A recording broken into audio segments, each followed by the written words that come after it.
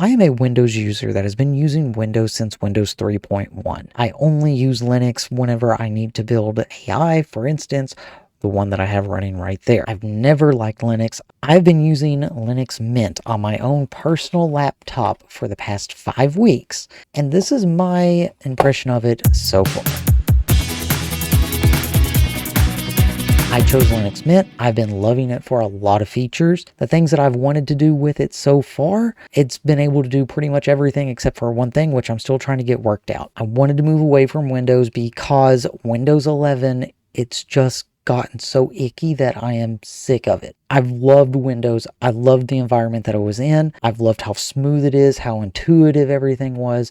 I've tried Mac before. Mac was fine Mac. And I will say this, hands down, the best hardware you could possibly buy is a Mac computer. The operating system, however, I've never enjoyed it. Windows, I just like. I think that it is very intuitive, easy to understand. Everything's right there.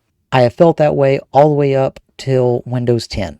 At Windows 10, whenever they started throwing ads on there and starting to require a login, it kind of got a little icky. And then Windows 11 came around, and I have not liked a single thing about Windows 11. I have openly hated Windows 11 the entire time. I have an HP ProBook 6450B. If I'm not mistaken, this was released back in 2010, somewhere around there. I put Linux Mint on it a few weeks back. I've been using it ever since, and the community has been helping me try and solve my issues I had with it. Pretty much everything up to this point has been resolved, and I am very happy with going to Linux Mint. LibreOffice comes on Linux Mint, which is basically everything that I would need. It's basically Office, but on Linux. You can format it very quickly to have it work with exclusively Office documents. So whenever the documents that you create, it will automatically save it as docx and Excel files and PowerPoints.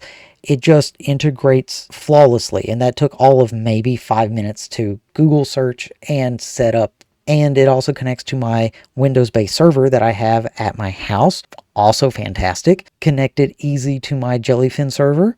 Works great. I had no problem setting up Firefox. It was already on there. Got everything ported over. I did have a little bit of issue with Google Chrome getting that set up. However, I did decide to eventually go with Chromium, which is basically what Google Chrome is built on, so it worked flawlessly on that too. Zero issue with any of the hardware on it. The hardware just immediately fired up and worked. I am in the mindset that a terminal or command line is perfectly fine to use if there's something inside your computer, hardware level, kernel level, something like that you need to modify. That is perfectly fine, acceptable. If you need to use a terminal to just install an application that should be as easy as a double click, then that's something that should not be expected of the normal user. If there was ever something that could summarize how I think that normal people using a Linux machine would like it to function, as in normal people, as in someone who is not an enthusiast of Linux, someone who is just now getting into the environment for the first time. On a Windows machine, I never had to read a manual to figure out how to use it. On a Mac, I had to glance at a manual to figure out how to use it. On Linux, there's a manual for every single distribution. That basically sums it up. And if you're wondering why Linux Mint is different or why I chose it because it's the most like Windows that I found. And for the most part, you don't even need to use a terminal. You don't need to use anything. If you just need it to be a basic computer, Linux Mint's perfect. If you're used to a Windows environment, get Mint. It just connects to everything automatically. It'll read your jump drives. It'll connect to your server. It just works right off the bat. Something that I did find out this week, my computer did not have a Bluetooth adapter in it, which I kind of thought it didn't. And I had a comment 2 weeks ago that told me that my computer probably didn't. And I was concerned about that because I really wanted to connect my earbuds to it. But luckily I have a ton of these. I mean, I got like 5 or 6 of these. Little adapter, I think I paid like maybe $10 for it back in the day. Plug this into my computer, did not require any like downloads, everything just loaded up automatically. And as soon as I plugged this in, even came up with a little Bluetooth icon down at the bottom of the screen. I clicked on it. It picked up everything automatically. I didn't even have to turn it on. It just did it.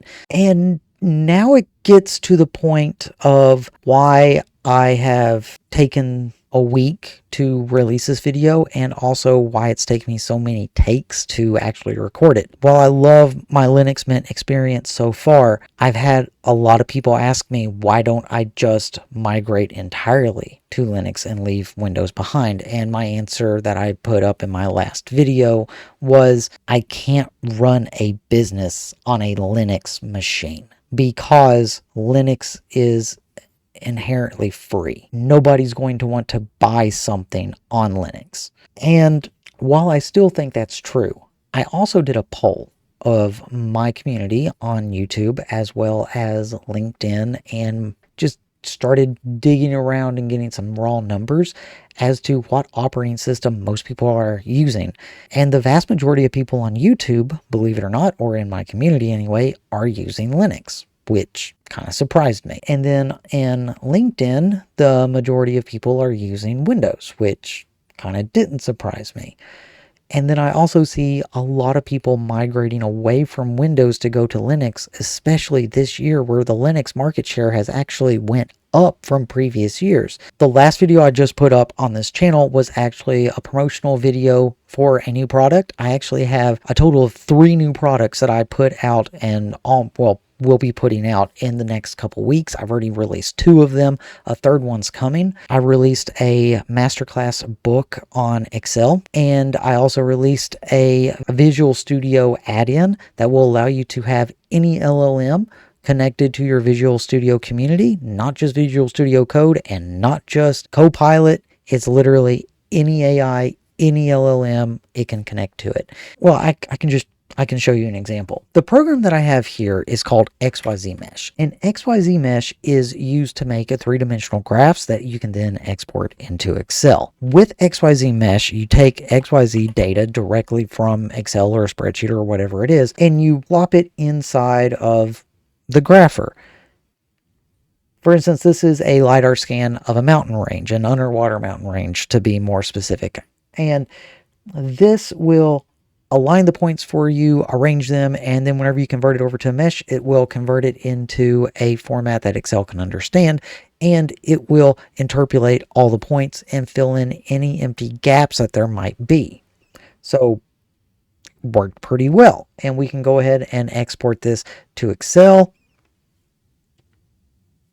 And yeah, there we have it. Something that I have had an issue with in this program for years is the calculations that are going on in this. I've came up with calculations in there that ranges the averages around all the different points to give a nice smooth curve, so it goes with the curve of the land. So I intentionally made this to be for, well, surfaces, mountain ranges, land. I've specifically made it for that. Which means if we take something like this, which is a mathematical curve with some points that are lowered down, you can see that it's all nice and uniform, and they all have their own specific place inside of a mathematical grid. This does not handle well inside of XYZ Mesh. If I go ahead and convert this over to a mesh, it's trying to get an average of an area and then kind of morph those points around it. And as you can see, it creates ridges and valleys that's trying to warp and keep everything within a nice little uniform area without actually taking into account the peaks. That is what I have been struggling with XYZ Mesh for many years.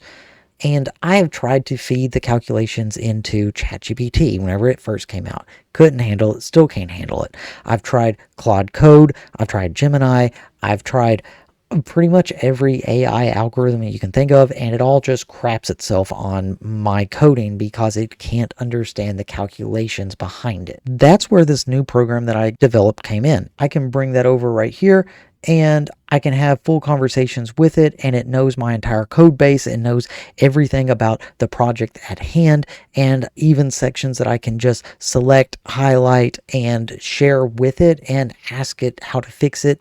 And I can plug in any LLM that I want into it. So it doesn't just have to be Copilot, because Copilot sucks. I actually have my own local AI, the one that's right there, tapped into this. It knows my entire code. It knows all the project. It knows everything about it because it keeps a running memory of everything that's inside of this. And using that, I was finally able to fix that smoothing problem, or at the very least, I know where it is and I know how to address it now. So for instance, if I go here, I'm just going to copy this, and let's go back to the latest version of XYZ Mesh, paste it in. You can see same thing we had before.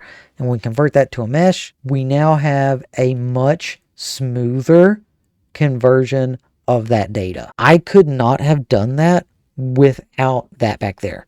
I have struggled with this in my own calculations for years, and it finally was able to fix it. That is one of the new products that I've just released. It is called the Visual Studio AI Assistant. Originally, it was called the Ollama Assistant because I specifically built it to work with Ollama. But then I was like, you know what? I can just plug in an API key and it works with everything. So why not just make it work for everything? But yeah, offline, local, you name it. Another project that I'm working on is having this exact same functionality, but inside of Microsoft Excel, so that it can control and understand your entire Excel database, as well as Word and PowerPoint, and just integrate into the Office environment. That is my current project that I'm working on now, which brings me to the question that I had at hand for you. I have had so many people say that I need to develop software for Linux. My point still stands. Is Linux something that people would actually buy software for? And if it is, would this be viable for Linux? Would you actually dedicate money to paying for this? Would you dedicate money to buy a book that is a template for how to use LibreOffice or how to migrate from Windows to Linux Mint? Would you pay for a Linux version of XYZ Mesh or the AI thing inside of Excel if I was able to get that ported over to work inside of LibreOffice?